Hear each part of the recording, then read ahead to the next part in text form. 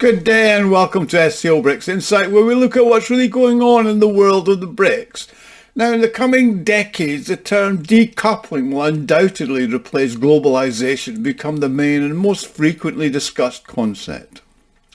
Now, the word decoupling literally means the disconnection of a pair and can refer to a wide range of phenomena, from those in physics to economics and other forms of science. However, in the broad sense, at the level of the global civilization processes, decoupling is the antithesis of globalization. Globalization was the process of integrating all states and cultures according to the established rules and algorithms of the Western world. To be global is to emulate the modern West in terms of its cultural values, economic mechanism, technological solutions, political institutions, and ethical criteria. Now, these are regarded as universal, total, and obligatory. In practice, that means that non-Western societies are coupled with the West and with each other, but always in a way that adheres to Western rules and principles. In essence, such a unipolar globalization was the main centre of the West, and it was all the rest. Now, before I continue, I'd like to make an appeal. If you enjoy my videos, you can help me fund my channel and the website SCO BRICS Insight to help me further develop it. You can do this by making a small donation, and that's done by clicking on the thanks button at the bottom of the video screen. Everybody who does donate does get a personal thank you from me, and I'm going to thank you all in advance. Now, globalization is what the writer Samuel Huntington refers to as the West and the rest. The rest were encouraged to integrate with the so-called civilized and developed countries of the West. This integration ensured the formation of a single planetary global system, or what we might call the world empire of postmodernism, with its metropolis located in the centre of humanity, that is the West itself. Now, as countries became more integrated into the global economy, they were forced to be bound by the diktats of the supranational institutions. Now, these include organisations like the WTO, the WHO, IMF, World Bank, ICC and the ECHR, as well as the more ambitious entities like the creation of a world government, which is seen as a prototype for organisations like the Trilateral Commission or the Davos World Economic Forum. Now, the process of linking these systems can be described as coupling. A hierarchy was established between the collective West and any other country, culture or civilization.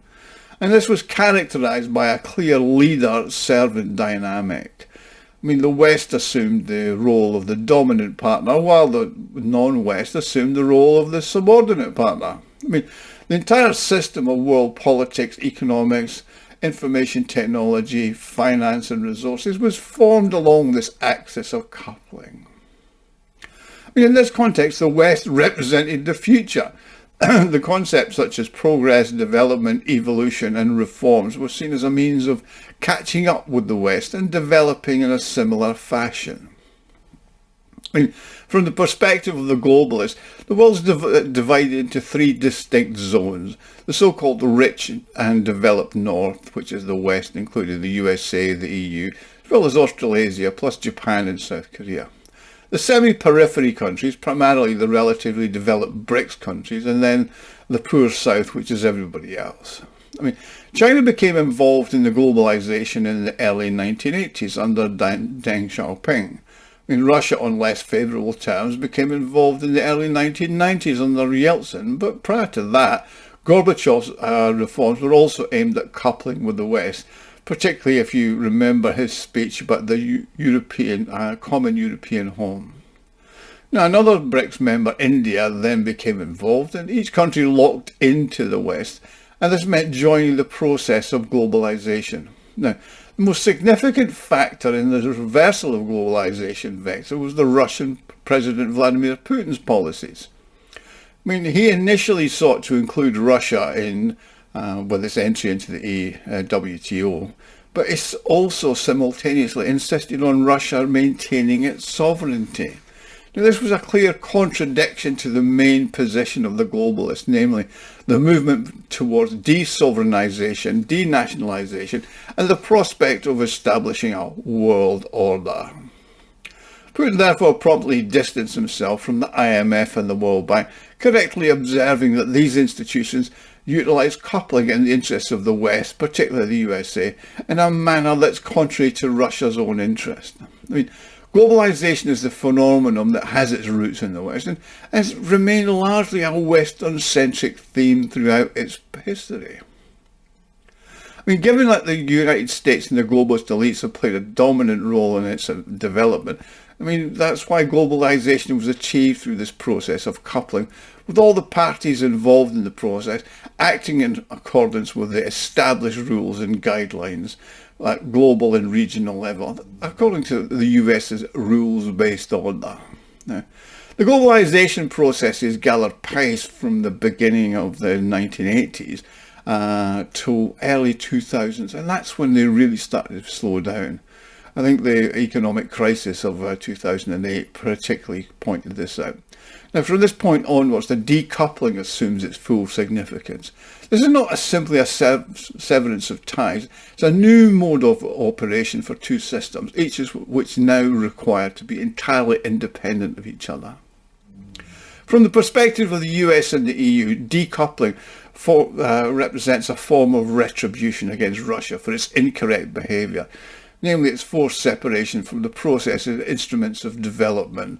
I mean, it uses sanctions to attempt to isolate it by cutting off its access to the SWIFT global payment system comes to mind. I mean, for Russia, this forced autocracy or economic independence, self-sufficient, it was mitigated by the preservation and even expansion of its relations with non-Western countries.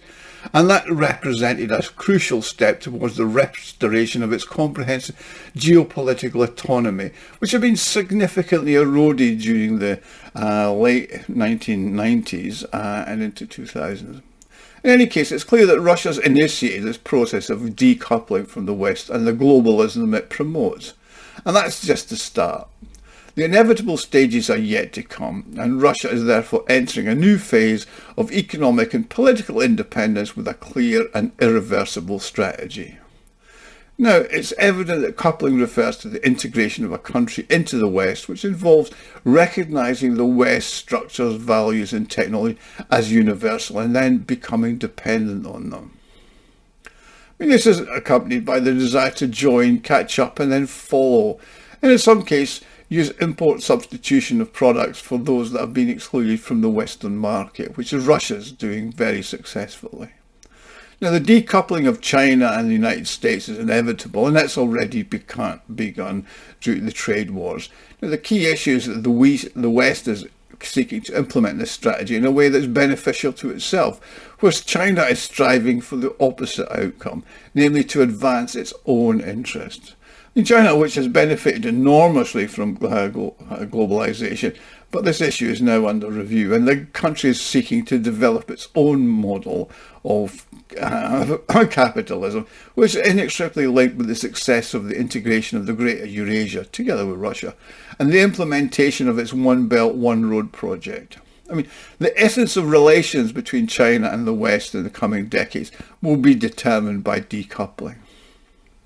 Now, India is also demonstrating a clear and decisive preference for a multipolar world order, although they haven't actually mentioned decoupling with the West this far. But the Indian Prime Minister Narendra Modi has recently proclaimed a course towards the decolonisation of the Indian mind. I mean, in his vast country, the state civilization, Bharat, is also undergoing a shift in thinking, particularly in the realms of ideas.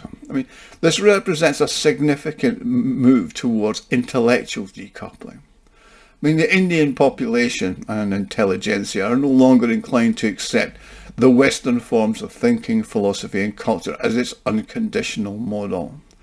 India is also demonstrating a clear and decisive preference for a multipolar world order, though there's been no mention of it this far in certain statements. I mean, in certain sectors, the same processes are currently coming to fore in other places, including the new round of decolonisation of Africa and the policies of many Latin American countries. I mean, as these countries become more involved in the multipolar processes and closer to the BRICS alliance, The issue of decoupling becomes increasingly more urgent within these societies. Currently, it's becoming increasingly evident that there's a growing desire in the West as well to reinforce its national borders. So-called right-wing populists in Europe and Trump supporters in the US are openly advocating for a fortress Europe or a fortress America, and that is for decoupling with respect to non-Western society, against immigration flows, the erosion of identity and de-sovereignization. And despite the globalist views and support for maintaining unipolarity, we're seeing clear moves towards protectionist measures under the current Biden administration, for how long it lasts. Now, the West is beginning to adopt a more insular approach, which could be described as a form of decoupling.